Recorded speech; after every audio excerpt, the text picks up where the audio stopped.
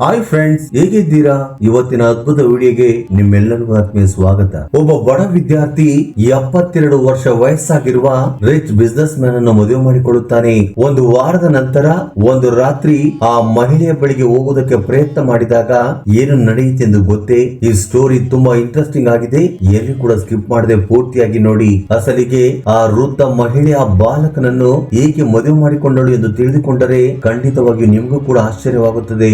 ಆದ್ದರಿಂದ ಈ ವಿಡಿಯೋವನ್ನ ಎಲ್ಲಿಯೂ ಸ್ಕಿಪ್ ಮಾಡದೆ ಪೂರ್ತಿಯಾಗಿ ನೋಡಿ. ಆಗ ಮಾತ್ರ ನಿಮಗೆ ಕ್ಲಿಯರ್ ಆಗಿ ಅರ್ಥವಾಗುತ್ತದೆ. ಅದಕ್ಕಿಂತ ಮೊದಲು ಈ ವಿಡಿಯೋಗೊಂದು ಲೈಕ್ ನೀಡಿ, ನಮ್ಮ ಚಾನೆಲ್ ಅನ್ನು ಸಬ್ಸ್ಕ್ರೈಬ್ ಮಾಡಿಕೊಳ್ಳಿ. ಆ ಹುಡುಗನ ಹೆಸರು ಅರುಣ್ ಮೆಹ್ತಾ, ವಯಸ್ಸು 23 ವರ್ಷ. ಆತನ ತಂದೆ ರಾಜೇಶ್ ಮೆಹ್ತಾ ಸತ್ತು ಹೋದಾಗಿನಿಂದ ಮನೆಯ ಜವಾಬ್ದಾರಿಗಳೆಲ್ಲವೂ ಈ ಹುಡುಗನ ಮೇಲೆ ಬೀಳುತ್ತವೆ. ಆತನ ತಾಯಿ ಸರಸ್ವತಿ ಒಂದು ದೊಡ್ಡ ಕಾಯಿಲೆಯಿಂದ ಬಳಲುತ್ತಿದ್ದಾಳೆ. ಆಕೆಯ ಟ್ರೀಟ್ಮೆಂಟ್ ಗೆ ಸಾವಿರಾರು ರೂಪಾಯಿಗಳು ಖರ್ಚಾಗುತ್ತಿದ್ದಾವೆ. ಇದರಿಂದ ಮನೆಯಲ್ಲಿರುವ ದುಡ್ಡೆಲ್ಲ ಖಾಲಿ ಆಯಿತು. ಆತನ ತಂಗಿ ಅನಿಕಾ ಇನ್ನೂ ಸ್ಕೂಲಲ್ಲಿ ಓದುತ್ತಿದ್ದಾಳೆ.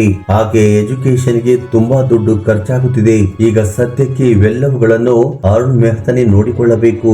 ಆತನು ದಿನವಿಡೀ ಕಷ್ಟಪಟ್ಟು ಕೆಲಸ ಮಾಡುತ್ತಾ ತನಗಿರುವ ಬಿಡುವಿನ ಸಮಯದಲ್ಲಿ ಓದಿಕೊಳ್ಳುತ್ತಿದ್ದನು. ಸಣ್ಣ ಪುಟ್ಟ ಕೆಲಸ ಮಾಡಿ ಕಷ್ಟಪಟ್ಟು ಸಂಪಾದನೆ ಮಾಡಿದ ದುಡ್ಡೆಲ್ಲವೂ ತನ್ನ ತಾಯಿ ಮತ್ತು ತಂಗಿಯ ಖರ್ಚನ್ನು ನೋಡಿಕೊಳ್ಳುವುದಕ್ಕೆ ಖರ್ಚಾಗುತ್ತಿತ್ತು. ಒಂದೊಂದು ಸಾರಿ ತಿನ್ನುವುದಕ್ಕೂ ಕೂಡ ಊಟ ಇರುತ್ತಿರಲಿಲ್ಲ.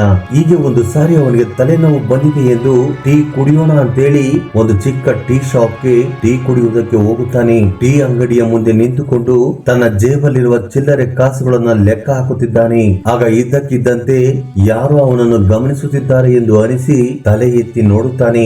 ಅವನ ಮುಂದೆ ಒಬ್ಬ ಮಹಿಳೆ ನಿಂತುಕೊಂಡಿದ್ದಾಳೆ.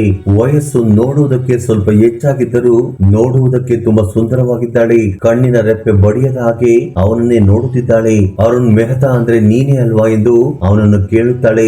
ನನ್ನ ಹೆಸರು ಈ ಮಹಿಳೆಗೆ ಹೇಗೆ ಗೊತ್ತು ಎಂದು ಆಲೋಚನೆ ಮಾಡುತ್ತಾ ಅರುಣ್ ಮೆಹ್ತಾ ಹೂ ಎಂದು ತಲೆ ಆಡಿಸುತ್ತಾನೆ. ನನ್ನ ಹೆಸರು ರಾಜೇಶ್ವರಿ. ನಿನ್ನ ತಾಯಿಗಿರುವ ಕಾಯಿಲೆಯ ಬಗ್ಗೆ ನನಗೆ ಚೆನ್ನಾಗಿ ಗೊತ್ತು. ನಿನ್ನ ತಂಗಿ ಸ್ಕೂಲಲ್ಲಿ ಓದುತ್ತಿದ್ದಾಳೆ ಎಂದು ಕೂಡ ಗೊತ್ತು. ನಿನ್ನ ತಂದೆ ಸತ್ತು ಹೋಗಿದ್ದಾರೆ ಅಲ್ವಾ? ಹಾಗಿದ್ದರೆ ಆ ಜವಾಬ್ದಾರಿಗಳೆಲ್ಲ ನಿನ್ನ ಹೆಗಲ ಮೇಲೆ ಬಿದ್ದಿದ್ದಾವೆ ಎಂದು ಆ ಮಹಿಳೆ ಮಾತನಾಡುತ್ತಾಳೆ. ಅದನ್ನು ಕೇಳಿದ ಅರುಣ್, ನೀವು ಯಾರು? ನನ್ನ ಬಗ್ಗೆ ನಿಮಗೆ ಗೊತ್ತು? ಅಸಲಿಗೆ ನಿಮಗೆ ಏನು ಬೇಕು ಎಂದು ಕೇಳುತ್ತಾನೆ. ನೀನು ನನಗೆ ಒಂದು ಸಹಾಯ ಮಾಡಬೇಕು. ಅದೇನು ಅಂದ್ರೆ ನೀನು ನನ್ನ ಮದುವೆ ಮಾಡಿಕೊಳ್ಳಬೇಕು. ನೀನು ನನ್ನ ಮದುವೆ ಮಾಡಿಕೊಂಡರೆ ನಿನ್ನ ಎಲ್ಲ ಸಮಸ್ಯೆಗಳನ್ನು ತೀರಿಸುತ್ತೇನೆ. ನೀನು ಯಾವುದೇ ರೀತಿಯ ಭಯ ಬೀಳುವ ಅವಶ್ಯಕತೆ ಇಲ್ಲ. ಕೇವಲ ಪೇಪರ್ ಮೇಲೆ ಮಾತ್ರ ನಾವಿಬ್ಬರು ಗಂಡ ಹೆಂಡತಿಯಾಗಿ ಇರುತ್ತೇವೆ. ನಿನ್ನ ಜೀವನವನ್ನ ನಿನಗೆ ಇಷ್ಟ ಬಂದ ಹಾಗೆ ಜೀವಿಸಬಹುದು. ಆದ್ರೆ ಕೆಲವು ಚಿಕ್ಕ ಚಿಕ್ಕ ರೂಲ್ಸ್ ಗಳು ಇರುತ್ತವೆ. ಈ ರೀತಿಯಾಗಿ ನೀನು ನಾನು ಹೇಳಿದ ಹಾಗೆ ಕೇಳಿದರೆ ನಿನ್ನ ತಾಯಿ ಟ್ರೀಟ್ಮೆಂಟ್ ಗೆ ಬೇಕಾಗಿರುವ ಹಣವನ್ನು ನಾನು ಕೊಡುತ್ತೇನೆ. ನಿನ್ನ ತಂಗಿಯ ಓದು ಪೂರ್ತಿಯಾಗುವವರೆಗೂ ನನ್ನ ಸ್ವಂತ ಖರ್ಚಿನಿಂದ ಓದಿಸುತ್ತೇನೆ. ಹಾಗಿದ್ರೆ ನಿನಗೆ ಒಪ್ಪಿಗೆನಾ ಎಂದು ಕೇಳುತ್ತಾರೆ. ಅದನ್ನು ಕೇಳಿದ ನಂತರ ಇದರ ಹಿಂದೆ ಯಾವುದೋ ಒಂದು ದೊಡ್ಡ ಕಥೆ ಇದೆ ಎಂದು ಅರುಣ್ಗೆ ಅರ್ಥವಾಗುತ್ತದೆ. ಆದ್ರೆ ತನ್ನ ಸಮಸ್ಯೆಗಳನ್ನು ನೆನಪು ಮಾಡಿಕೊಂಡ ನಂತರ ನನ್ನ ತಾಯಿಯನ್ನು ಹೇಗಾದ್ರೂ ಮಾಡಿ ಬದುಕಿಸಿಕೊಳ್ಳಬಹುದು ಎಂದು ಸರಿ ಎಂದು ಒಪ್ಪಿಕೊಳ್ಳುತ್ತಾನೆ. ಅದಾದ ಸ್ವಲ್ಪ ದಿನಗಳಲ್ಲೇ ಅವರಿಬ್ಬರಿಗೂ ಮದುವೆಯಾಗುತ್ತದೆ. ಯಾವುದೇ ರೀತಿಯ ಆಡಂಬರವಿಲ್ಲದೆ ಒಂದು ಚಿಕ್ಕದಾಗಿ ಸಿಗ್ನೇಚರ್ ಹಾಕುವ ಮೂಲಕ ಮದುವೆ ಮಾಡಿಕೊಳ್ಳುತ್ತಾರೆ. ಸ್ವಲ್ಪ ಮಂದಿ ಸಾಕ್ಷಿಗಳಾಗಿ ಸಿಗ್ನೇಚರ್ ಹಾಕುತ್ತಾರೆ. ಈಗ ಅವರಿಬ್ಬರಿಗೂ ಮದುವೆಯಾಯಿತು. ಮದುವೆಯಾದ ನಂತರ ರಾಜೇಶ್ವರಿ ಅರುಣ್ ಮೆಹ್ತಾನನ್ನ ತನ್ನ ಮನೆಗೆ ಕರೆದುಕೊಂಡು ಹೋದಳು. ಅದು ಒಂದು ದೊಡ್ಡ ಮಹಲ್. ರಾಜಭವನಕ್ಕೆ ಏನು ಕಡಿಮೆ ಇಲ್ಲ. ಎತ್ತರದ ಕಟ್ಟಡ, ಬೆಲೆ ಬಾಳುವಂತ ಫ್ಲೋರಿಂಗ್, ಗೋಡೆ ಮೇಲೆ ಕಾಸ್ಟ್ಲಿ ಪೇಂಟಿಂಗ್, ಇವೆಲ್ಲವನ್ನು ನೋಡಿದ ತಕ್ಷಣ ಅರುಣ್ಗೆ ಸ್ವಲ್ಪ ಭಯ ಶುರುವಾಗುತ್ತದೆ. ಮನೆಯಲ್ಲಿ ಎಲ್ಲಿಯೇ ನೋಡಿದರೂ ಒಂದು ಫ್ಯಾಮಿಲಿ ಫೋಟೋ ಕೂಡ ಕಾಣುತ್ತಿಲ್ಲ. ಬರೀ ಪೇಂಟಿಂಗ್ಸ್ ಮಾತ್ರವೇ ಇದ್ದಾವೆ. ತುಂಬಾ ಮಂದಿ ಕೆಲಸಗಾರರು ಇದ್ದಾರೆ. ಅವರೆಲ್ಲರೂ ಅಲ್ಲಿ ಭಯ ಬೀಳುತ್ತಾ ಜೀವಿಸುತ್ತಿದ್ದಾರೆ ಎಂದು ಅರುಣ್ಗೆ ಅರ್ಥವಾಯಿತು. ಅಲ್ಲಿ ತುಂಬಾ ವರ್ಷಗಳಿಂದ ಕೆಲಸ ಮಾಡುತ್ತಿರುವ ಪ್ರಕಾಶ್ ಎಂಬ ವ್ಯಕ್ತಿ ತಲೆ ತಗ್ಗಿಸಿಕೊಂಡು ನಿಂತುಕೊಂಡಿದ್ದಾನೆ. ಅರುಣ್ ಆತನನ್ನು ಏನೇ ಕೇಳಿದರೂ ಒಂದೇ ಮಾತಿನಲ್ಲಿ ಉತ್ತರ ಕೊಟ್ಟು ಸೈಲೆಂಟ್ ಆಗಿ ನಿಂತುಕೊಂಡಿದ್ದಾನೆ. ಅಲ್ಲೇ ಅಡುಗೆ ಕೆಲಸ ಮಾಡುತ್ತಿರುವ ಮಧು ಅರುಣ್ಗೆ ದೂರವಾಗಿ ಭಯದಿಂದ ನಿಂತುಕೊಂಡಿದ್ದಾಳೆ. ಇದನ್ನೆಲ್ಲ ನೋಡಿದ ಅರುಣ್ಗೆ ಅಲ್ಲಿ ಏನು ನಡೆಯುತ್ತಿದೆ ಎಂದು ಅರ್ಥವಾಗುತ್ತಿಲ್ಲ. ಅರುಣ್ ಮತ್ತು ರಾಜೇಶ್ವರಿ ಮದುವೆ ಮಾತ್ರ ಮಾಡಿಕೊಂಡಿದ್ದಾರೆ. ಅವರ ಮಧ್ಯೆ ಯಾವುದೇ ರೀತಿಯ ಪ್ರೀತಿ ಆಗಲಿ ಲೈಂಗಿಕ ಸಂಬಂಧವಾಗಲಿ ಇಲ್ಲ.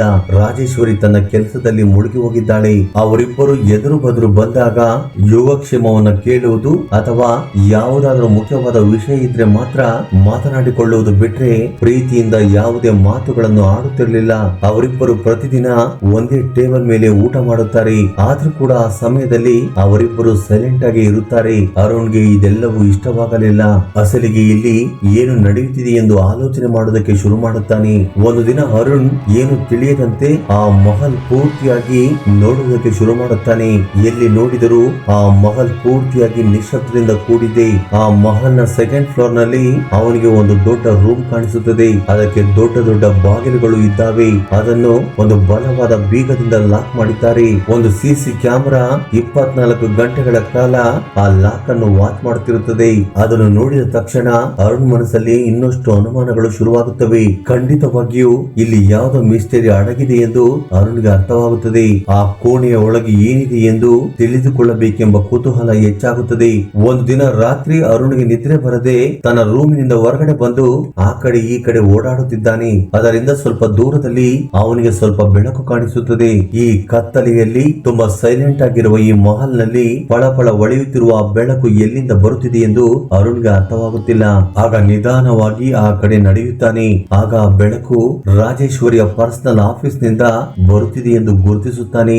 ಆಗ ಅರುಣ್ ಅಲ್ಲಿ ಏನು ನಡೆಯುತ್ತಿದೆ ಎಂದು ತಿಳಿದುಕೊಳ್ಳಬೇಕೆಂದು ನಿಧಾನವಾಗಿ ಆ ಆಫೀಸ್ ನ ಡೋರ್ ಬಳಿಗೆ ಹೋಗುತ್ತಾನೆ. ಒಳಗಡೆಯಿಂದ ರಾಜೇಶ್ವರಿಯ ಧ್ವನಿ ಕೇಳಿಸುತ್ತಿದೆ. ಆಕೆ ಯಾರ ಜೊತೆನೋ ತುಂಬಾ ಸೀರಿಯಸ್ ಆಗಿ ಫೋನ್ ಅಲ್ಲಿ ಮಾತನಾಡುತ್ತಿದ್ದಾಳೆ. ಅದನ್ನು ಕೇಳಿದ ನಂತರ ಅರುಣ್ ಮನಸ್ಸಲ್ಲಿ ಮತ್ತಷ್ಟು ಅನುಮಾನ ಹೆಚ್ಚಾಯಿತು. ಆಫೀಸ್ ರೂಮ್ ಅಲ್ಲಿ ಏನಿದೆ ಎಂದು ಅರುಣ್ ತಿಳಿದುಕೊಳ್ಳಬೇಕೆಂದು ನಿರ್ಧಾರ ಮಾಡುತ್ತಾನೆ. ಅದಾದ ಸ್ವಲ್ಪ ಸಮಯಕ್ಕೆ ರಾಜೇಶ್ವರಿ ಅಲ್ಲಿಂದ ಹೊರಟು ಹೋದ ನಂತರ ಅರುಣ್ ಆ ರೂಮ್ ಬಳಿಗೆ ಹೋಗಿ ನೋಡುತ್ತಾನೆ. ಆ ರೂಮ್ ನ ಡೋರ್ ಸ್ವಲ್ಪ ತೆರೆದಿದೆ. ಅದನ್ನು ನೋಡಿದ ಅರುಣ್ ಮನಸ್ಸಿನಲ್ಲಿ ಭಯ ಶುರುವಾಯಿತು.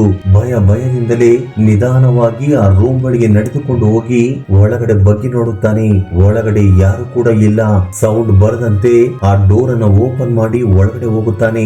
ಒಳಗಡೆ ತುಂಬಾ ಕತ್ತಲೆಯಾಗಿದೆ. ಆದ್ರೆ ಯಾವುದೋ ಒಂದು ಮೂಲೆಯಲ್ಲಿ ಒಂದು ಲೈಟ್ ಮಾತ್ರ ಉಳಿಯುತ್ತಿದೆ. ಆ ಲೈಟ್ ಬೆಳಕಿನಲ್ಲಿ ಅರುಣ್ಗೆ ಆ ರೂಮ್ ಎಲ್ಲ ಸ್ಪಷ್ಟವಾಗಿ ಕಾಣುತ್ತಿದೆ. ಆ ರೂಮ್ ನ ಒಳಗಡೆ ಹಳೆಯ ಮರದ ವಾಸನೆ ಬರುತ್ತಿದೆ. ಆ ರೂಮಿನ ಒಳಗಡೆ ಗೋಡೆಯ ಸುತ್ತಲೂ ಹಳೆಯ ಕಬೋರ್ಡ್ಗಳು ಇದ್ದಾವೆ. ಅದರಲ್ಲಿ ತುಂಬಾ ಪುಸ್ತಕಗಳು, ಹಳೆಯ ಡಾಕ್ಯುಮೆಂಟ್ಸ್ ಗಳು ಇದ್ದಾವೆ. ಒಂದು ಮೂಲೆಯಲ್ಲಿ ದೊಡ್ಡ ಸೇಫ್ ಕಾಣಿಸಿತು. ಅದನ್ನು ಲಾಕ್ ಮಾಡಲಾಗಿದೆ. ಆಗ ರೂಮ್ ಮಧ್ಯದಲ್ಲಿ ಒಂದು ಟೇಬಲ್ ಕಾಣಿಸುತ್ತದೆ. ಆಗ ಅರುಣ್ ನಿಧಾನವಾಗಿ ಆ ಟೇಬಲ್ ಬಳಿಗೆ ಹೋಗುತ್ತಾನೆ. ಅಲ್ಲಿರುವ ಒಂದೊಂದು ಕಬೋರ್ಡ್ ಗಳನ್ನು ಜಾಗೃತವಾಗಿ ತೆಗೆದು ನೋಡುತ್ತಿದ್ದಾನೆ. ಅದರಲ್ಲಿ ತುಂಬಾ ಹಳೆಯ ಡಾಕ್ಯುಮೆಂಟ್ಸ್ ಗಳು, ಇನ್ನು ಯಾವ್ದಾವುದೋ ಪೇಪರ್ಸ್ ಗಳು ಇದ್ದಾವೆ. ಇನ್ನೊಂದು ಕಬೋರ್ಡ್ ಓಪನ್ ಮಾಡಿ ನೋಡಿದಾಗ ಇನ್ನೊಂದು ಕಬೋರ್ಡ್ ನಲ್ಲಿ ಒಂದು ಹಳೆಯ ಎನ್ವಲಪ್ ಕವರ್ ಕಾಣಿಸುತ್ತದೆ. ನಡುಗುತ್ತಿರುವ ಕೈಗಳಿಂದ ಆ ಎನ್ವಲಪ್ ಕವರ್ ಅನ್ನು ತೆಗೆದುಕೊಂಡು ಓಪನ್ ಮಾಡಿ ನೋಡುತ್ತಾನೆ. ಅದರಿಂದ ಒಂದು ಫೋಟೋ ಹೊರಗಡೆ ಬರುತ್ತದೆ. ಆ ಫೋಟೋದಲ್ಲಿ ಇಬ್ಬರು ವ್ಯಕ್ತಿಗಳು ಅಕ್ಕಪಕ್ಕ ನಿಂತುಕೊಂಡಿದ್ದಾರೆ. ಅದರಲ್ಲಿ ಒಬ್ಬರು ಅರುಣ್ ತಂದೆ ರಾಜೇಶ್ ಮೆಹ್ತಾ, ಇನ್ನೊಬ್ಬರು ರಾಜೇಶ್ವರಿಯ ಗಂಡ ಅರ್ಜುನ್ ಕಪೂರ್. ಅಸಲಿಗೆ ಇಲ್ಲಿ ಏನು ನಡೆಯುತ್ತಿದೆ ಎಂದು ಅರುಣ್ಗೆ ಅರ್ಥವಾಗುತ್ತಿಲ್ಲ. ಆ ಎನ್ವಲಪ್ ಕವರ್ ನಲ್ಲಿ ಇನ್ನೂ ಕೆಲವು ಲೆಟರ್ ಗಳು ಇದ್ದಾವೆ. ಅದು ಅರ್ಜುನ್ ಕಪೂರ್ ರಾಜೇಶ್ ಮೆಹ್ತಾಗೆ ಬರೆದಿರುವ ಪತ್ರ. ಅದರಲ್ಲಿ ಒಂದು ಲೆಟರ್ ಅನ್ನು ತೆಗೆದುಕೊಂಡು ಅರುಣ್ ಓದುತ್ತಾನೆ. ರಾಜೇಶ್, ಅಸಲಿಗೆ ನೀನು ಈ ರೀತಿ ಮಾಡುತ್ತೀಯ ಎಂದು ನಾನು ಊಹೆ ಮಾಡಿರಲಿಲ್ಲ. ನೀನು ಮಾಡಿದ ಆ ತಪ್ಪಿನಿಂದ ನಾನು ನನ್ನ ಸರ್ವಸ್ವವನ್ನು ಕಳೆದುಕೊಂಡೆ.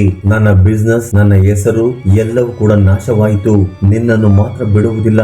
ನಿನ್ನ ಮೇಲೆ ಹೇಗಾದ್ರೂ ಮಾಡಿ ಸೇಡು ತೀರಿಸಿಕೊಳ್ಳುತ್ತೇನೆ ಎಂದು ಆ ಲೆಟರ್ ನಲ್ಲಿ ಬರೆದಿದೆ. ಅದನ್ನು ಓದಿದ ನಂತರ ಅರುಣ್ ಶಾಕ್ ಆಗುತ್ತಾನೆ. ಅವನ ಕೈಯಿಂದ ಆ ಲೆಟರ್ ಜಾರಿ ಕೆಳಗಡೆ ಬೀಳುತ್ತದೆ. ಆಗ ಸಡನ್ ಆಗಿ, ಅಂದ್ರೆ ನೀನು ಆ ಪತ್ರ ಓದಿದೆ, ನಿನಗೆ ಎಲ್ಲವೂ ಕೂಡ ಅರ್ಥವಾಯಿತು ಅಲ್ವಾ ಎನ್ನುವ ಒಂದು ಧ್ವನಿ ಕೇಳಿಸಿತು. ಹಿಂದಕ್ಕೆ ತಿರುಗಿ ನೋಡಿದರೆ ಡೋರ್ ಬಳಿ ರಾಜೇಶ್ವರಿ ನಿಂತುಕೊಂಡಿದ್ದಾಳೆ. ಅಸಲಿಗೆ ಇಲ್ಲಿ ಏನು ನಡೆಯುತ್ತಿದೆ? ನಮ್ಮ ತಂದೆ ತುಂಬಾ ಒಳ್ಳೆಯವರು, ಅವರು ನಿಮಗೆ ಏನು ಮೋಸ ಮಾಡಿದರು ಎಂದು ಅರುಣ್ ಕೇಳುತ್ತಾನೆ. ನಿಮ್ಮ ತಂದೆ ಒಳ್ಳೆಯವರಲ್ಲ, ನನ್ನ ಗಂಡನಿಗೆ ಮೋಸ ಮಾಡಿದನು. ಇದರಿಂದ ನನ್ನ ಗಂಡ ಬಿಸಿನೆಸ್ ಅನ್ನು ಕಳೆದುಕೊಂಡನು. ಇದರಿಂದ ಡಿಪ್ರೆಷನ್ ಗೆ ಹೋಗಿ ಸೂಸೈಡ್ ಮಾಡಿಕೊಂಡು ಸತ್ತು ಹೋದನು.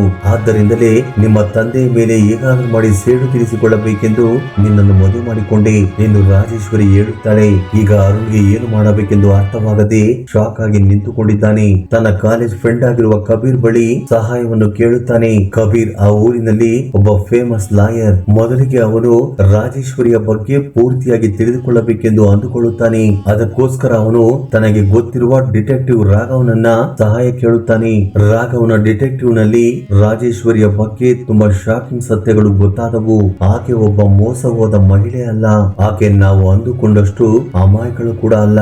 ಆಕೆ ಒಬ್ಬ ಕ್ರಿಮಿನಲ್. ಆಕೆ ತನ್ನ ಗಂಡನೊಂದಿಗೆ ಸೇರಿಕೊಂಡು ಸ್ಮಗ್ಲಿಂಗ್, ಕಿಡ್ನಾಪಿಂಗ್ ಅಂತ ಅಪರಾಧಗಳಲ್ಲಿ ಭಾಗಿಯಾಗಿದ್ದಾಳೆ. ಆಕೆ ಮೇಲೆ ಅನೇಕ ಹಳೆಯ ಕೇಸುಗಳಿವೆ. ಅದರಲ್ಲಿ ಒಂದು ಕೇಸು ನಿಮ್ಮ ತಂದೆ ರಾಜೇಶ್ ಮೆಹ್ತಾ ಹಾಕಿರುವಂತದ್ದೇ. ಈ ಕೇಸ್ ನಿಂದಲೇ ಅವರ ಸಾಮ್ರಾಜ್ಯವೆಲ್ಲವೂ ಕುಸಿದು ಹೋಯಿತು. ಆದ್ದರಿಂದಲೇ ನಿಮ್ಮ ತಂದೆ ತಂದೆ ಮೇಲಿನ ಸೇಡಿನಿಂದ ನಿನ್ನನ್ನು ಮದುವೆ ಮಾಡಿಕೊಂಡಿದ್ದಾಳೆ. ನಿನ್ನನ್ನು ತನ್ನ ಗಂಡನನ್ನಾಗಿ ಮಾಡಿಕೊಂಡು ಈ ಕೇಸ್ ನಲ್ಲಿ ನಿನ್ನನ್ನು ಸಿಕ್ಕಿಸಬೇಕೆಂದು ಅಂದುಕೊಂಡಿದ್ದಾಳೆ ಎಂದು ರಾಘವ್ ವಿವರವಾಗಿ ಅರುಣ್ ಬಳಿ ಹೇಳುತ್ತಾನೆ. ಆ ನಂತರ ರಾಜೇಶ್ವರಿ ವಿರುದ್ಧ ಎಲ್ಲ ಸಾಕ್ಷಿ ಆಧಾರಗಳನ್ನು ಕಲೆಕ್ಟ್ ಮಾಡಿ ಕಬೀರ್ ಪೊಲೀಸ್ ಸ್ಟೇಷನ್ ಗೆ ಹೋಗಿ ಕಂಪ್ಲೇಂಟ್ ಕೊಡುತ್ತಾನೆ. ಆಗ ತಕ್ಷಣ ಪೊಲೀಸರು ರಾಜೇಶ್ವರಿಯನ್ನ ಅರೆಸ್ಟ್ ಮಾಡುತ್ತಾರೆ. ಪೊಲೀಸ್ ಸ್ಟೇಷನ್ ಗೆ ಹೋಗುವಾಗ ರಾಜೇಶ್ವರಿ ಅರುಣ್ ಹತ್ತಿರ ಒಂದು ಮಾತನ್ನು ಹೇಳುತ್ತಾಳೆ. ಈಗ ನೀನು ಗೆದ್ದೆ ಎಂದು ಅಂದುಕೊಳ್ಳುತ್ತಿದ್ದೀಯಾ? ಅದು ಎಂದಿಗೂ ಕೂಡ ಸಾಧ್ಯವಿಲ್ಲ. ನಾನು ಹೇಗಾದ್ರೂ ಮಾಡಿ ಹೊರ ಬಂದು ನಿನ್ನ ಮೇಲೆ ಸೇಡು ತೀರಿಸಿಕೊಳ್ಳುತ್ತೇನೆಂದು ಹೇಳುತ್ತಾಳೆ. ಆಗ ಅರುಣ್, ನಾನೇನು ತಪ್ಪು ಮಾಡಿಲ್ಲ, ನೀವು ಮಾಡಿರುವ ಅಪರಾಧಗಳು ನಿಮ್ಮನ್ನು ಈ ಸ್ಥಿತಿಗೆ ತಂದಿದ್ದಾವೆ ಎಂದು ಹೇಳುತ್ತಾನೆ. ಇನ್ನೊಂದು ವಿಷಯವೇನೆಂದ್ರೆ ಆ ದೊಡ್ಡ ಮಹಲ್ ಅರುಣ್ ಹೆಸರಲ್ಲಿದೆ. ಅದಾದ ಸ್ವಲ್ಪ ದಿನಗಳಲ್ಲಿ ಅರುಣ್ ಮಹಲನ್ನು ಮಾರಾಟ ಮಾಡಿ ತಾನು ಹೊಸ ಜೀವನವನ್ನು ಶುರು ಮಾಡುತ್ತಾನೆ. ಅತಿಥಿ ಎಂಬ ಒಂದು ಸುಂದರ ಹುಡುಗಿಯನ್ನು ಪ್ರೀತಿಸಿ ಮದುವೆ ಮಾಡಿಕೊಳ್ಳುತ್ತಾನೆ. ಈ ಅದ್ಭುತವಾದ ವಿಡಿಯೋ ಬಗ್ಗೆ ನಿಮ್ಮ ಅಭಿಪ್ರಾಯ ಅನಿಸಿಕೆಗಳನ್ನು ಕಮೆಂಟ್ ಬಾಕ್ಸ್ ಅಲ್ಲಿ ಕಮೆಂಟ್ ಮಾಡಿ. ಹಾಗೆ ಈ ವಿಡಿಯೋ ನಿಮಗೆ ಇಷ್ಟವಾಗಿದ್ದರೆ ದಯವಿಟ್ಟು ಲೈಕ್ ನೀಡುವುದನ್ನು ಮರೆಯಬೇಡಿ. Thank you for watching.